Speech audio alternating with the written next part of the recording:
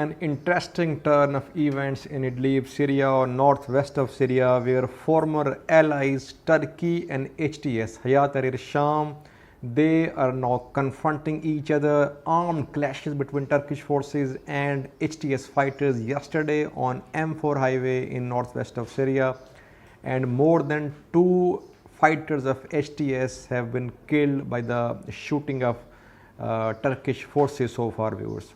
How it all started, viewers. Now what is going to be the repercussions of this incident, that is very important, viewers, and I'll discuss these repercussions and what actually happened on ground in this video.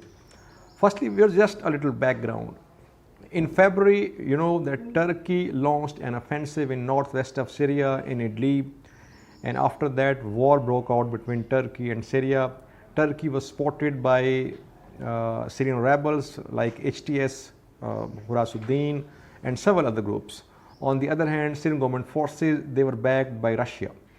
Fighting continued, but then on 5th of March, meeting took place between Russian President Vladimir Putin and Turkish President Tayyip Erdogan in Kremlin, Russia, and a ceasefire agreement, Idlib Ceasefire agreement, it was reached between them, and fighting war, it stopped. And according to this agreement, viewers, joint Turkey-Russia patrols on M4 highway, they were to start from 15th of March. Turkish and Russian forces were to join in these patrols, and an area around 12 kilometers long, it was specified for this purpose. This area was to the north and south of M4 highway. When on 15th of March these patrols started, suddenly protesters came on the road. These protesters blocked the road, they dug out the road as well, and patrols had to cut short. Now, who were these protesters? In the beginning, it was said that these were the protesters affiliated with Hurras al Din, which is a splinter group of HTS. So Hurras al Din and Turkish forces, they were face to face. And in one incident, Hurras al Din fighters, they also attacked Turkish troops, and 2 Turkish soldiers died as well towards the end of March, I think.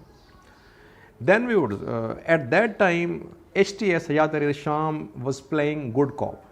It was sort of negotiating between Turkey and Hurras al Din, but actually it was planning all this. Later, when Turkey decided that it will go on, it will not back down, and it will implement the ceasefire agreement, then HTS came out openly, and fighters of HTS, they set up picket points, they set up observation posts at Nairab. Nairab is a key place, viewers. So every time after that, when Turkish and Russian troops, they tried to patrol this area jointly, these fighters, they were on the road and they blocked the road, and these patrols had to be cut short. Yesterday, it was the 6th attempt, viewers. It was the 6th time that Russia and Turkey, they tried to manage these patrols, and they tried to start these patrols. But when these patrols reached at Nairab, Nairab is a key place, viewers. Here at Nairab there are checkpoints of HTS. Here then clashes occurred. First HTS fighters, they attacked a Turkish military vehicle. Then Turkey responded, they fired live bullets, and at least 2 HTS fighters were killed. So viewers, now HTS and Turkey, they are face to face. Turkey is bent upon implementing this agreement of March the 5th, and Russia is appreciating Turkey for Turkey's intention to implement this agreement.